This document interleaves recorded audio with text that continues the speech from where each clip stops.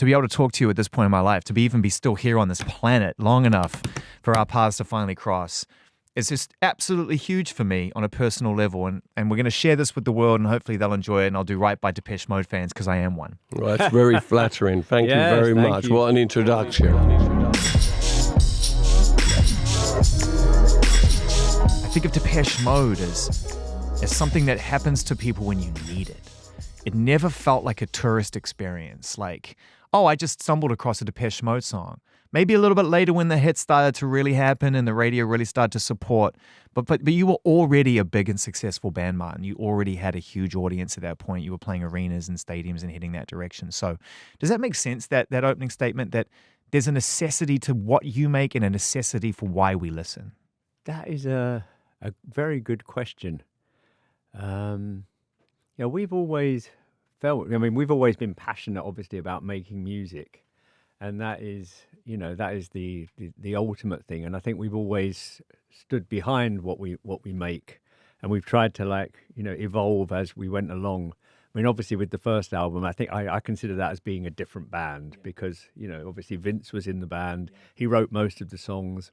And then the second album, I was kind of thrown into the hot seat, and now you do it. So I don't kind of really count those albums, and it was only from kind of construction time again, really. Things started to find their path. It's like album number 1, all the house lights are on, and then you got to adjust the lighting. That's how how I think of it. You got to create the moods of each room, and sometimes they were pitch black. That first record, Martin's. I totally agree with what Martin said, really, of those. And we were so young as well when we look back on that now. Those songs, for instance, that first record, when Vince was writing all the songs, pretty much apart from a couple that Martin would write, we were playing those songs. That's how we kind of formed together, and that's how we were already in clubs in England and trying to go other places as well before we even made that first record. So when we went in to record it, luckily with the help of Daniel Miller, who produced the record and bought a couple of pieces of gear that we used relentlessly on that record. God, he's been a patron forever, hasn't he? Just the ultimate patron Daniel, and he's still here with us, and we still regard him we still have he has in the highest regard for everything he does and has done for us. Without him, we most definitely would not have survived those early years. He helped us to sort of have the courage and also the ability to grow. Isn't it true that he never asked you to sign a contract? Yeah, we shook hands with him and agreed to make a one-off single. And I don't even think we had a discussion after that when it came to the second single or the album. Amazing. It was just if he would take us into the studio, and we went from one. I don't think we actually signed anything with Mute until Daniel sold Mute to EMI, which was probably late 2001, I think. 2001. Wow, so you got 20 years in this utopian record industry, which is how it probably should have been from day one. Yeah, it's not, and you know what? It's crazy. That in itself, I believe, has been quite a big influence on a lot of other artists, which we also are very flattered by. But they talk about us as being, sort of influencers in what they do, and I think a lot of it is also that identity of a band that built something really from scratch in their own way with someone's help, with Daniel's help. But we didn't.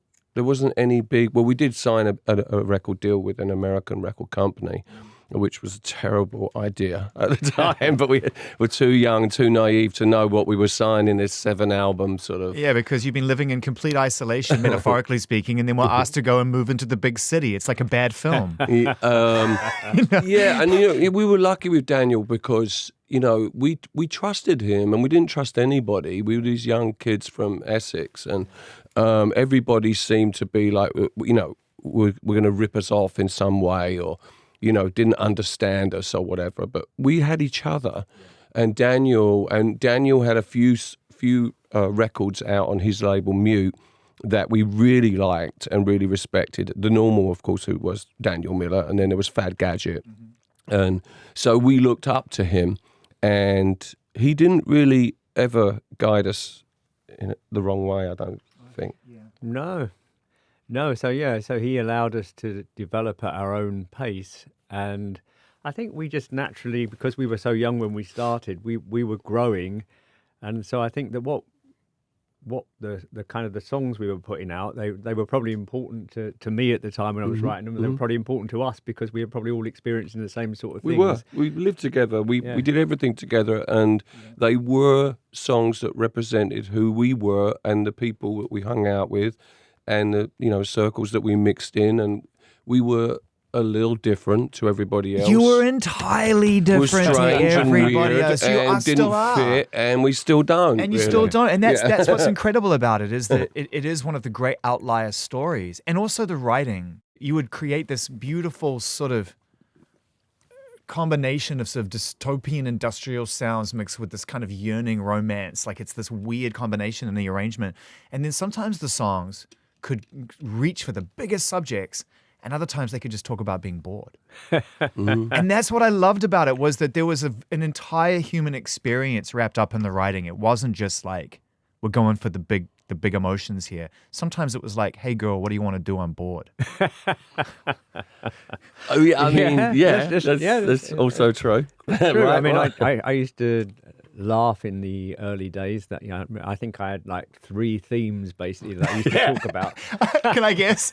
God, boredom of youth, and I'm probably missing, what's the third one? Well, sex. Yeah. And probably Religion. Girls. Yeah. Maybe But that's probably part of sex, maybe. A bit of, and some religion came in there, or some dogma, or whatever. All dressed, all with the common thread of self-hatred and guilt. I love it. Let's go. That's the perfect combination. It's the and if perfect you mix combination. that up with melody, then to bring in the joy, because there is joy there, of course, in making music, and it's a way of it actually explaining how you feel, without actually having to try and explain that to somebody. In relationships, in life, in whatever, music has always done that for us, and we hope that we do it in our music for others. You know, I was talking to a friend of mine who I'm sure you know because he's one of your biggest fans on the planet and he's done well for himself, Guy Osiri, and I was talking to him yesterday because you're the reason why I didn't go and hang out with at his house last night, because I was like, there's no fucking way I'm staying out till 2 a.m. when I'm talking to my heroes tomorrow. I'm getting my rest. And he got that immediately. And he said, can you ask a question for me? And I said, absolutely. And he said, what were the bands? And this is the perfect time to bring it up because you were talking about absorbing the people who inspired you and helping that to define your identity.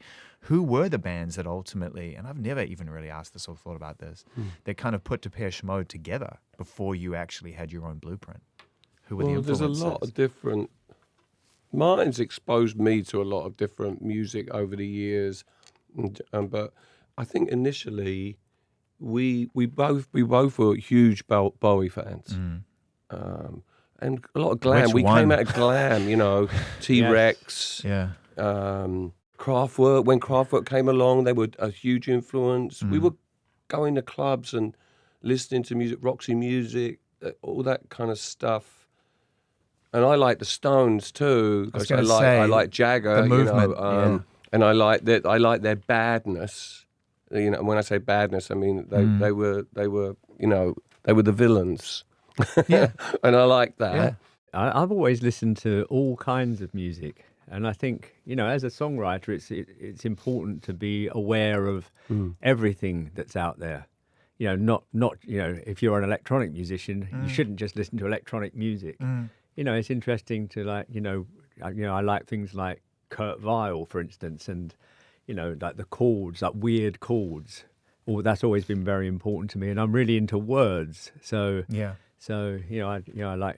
like people like Bob Dylan and I used to like Neil Young a lot. I still like Neil Young. I love Neil Young. Still like Neil Same. Young. And that makes sense. I mean, I mentioned a couple of songs before that obviously become real staples of the live show. And I mean, you put on an album like Black Celebration for a start. That album scared the shit out of me.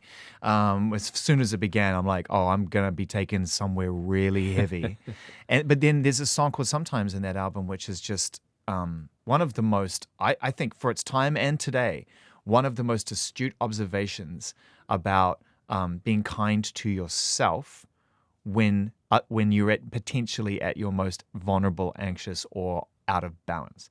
And that song is powerful. And so when you talk about songwriters like that, that's what I hear, is this desire to write a flawless emotional narrative. Yeah, I mean, sometimes was very short, and I think when the album came out, people didn't like it very much. It was apparently very obvious or something, and not song. very. But to me, I always really liked it. It was just like something really short and simple, but to the point. Yeah, and it's also I like that too. It's the perfect moment to be able to turn around and say to somebody, you've been in my shoes. Like to me, it's a very emotionally intelligent moment. That song. Yeah. That song. Yeah, Well, I some of liked the it, greatest songs, were, Bob from people like Bob Marley or John Lennon, or the simplicity of them is what really stays with you forever.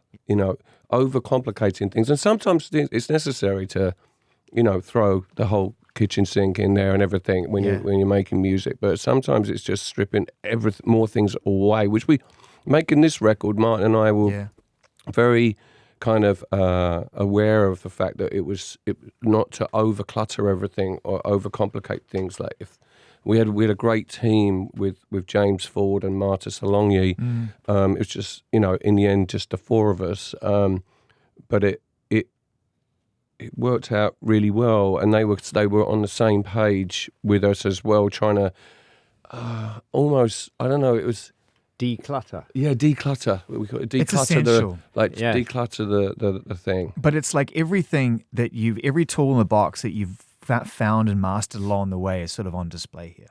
Like it starts with the densest, most like terrifying landscape with this sort of very hymnal Dave vocal, which you're very, very good at offsetting what I think is things starting to decay. You glue them, really worked. You glue them together with this idea of communication, and it's gentle, really. And it's almost meditative. Like I said, you've been putting the mantra in music for a long time, and my cosmos is mine. You could say that over and over again for 5 minutes, and it would actually not be a collection of words. It's almost a mantra that it's actually one of my favorites on the album, and not initially when Martin first sent me the demo, but it didn't strike me. But some quite often is the ones that creep up on me later that I most identify with for some reason. And that song was one of those. I remember singing it. I remember going in Martin's house and in his studio. And I knew we had captured something, the combination of the song, and I'd found a place where I wanted to be with it. And I feel like I found a meaning in the song that I identified with. And I don't often, and it's not something I talk to Martin about.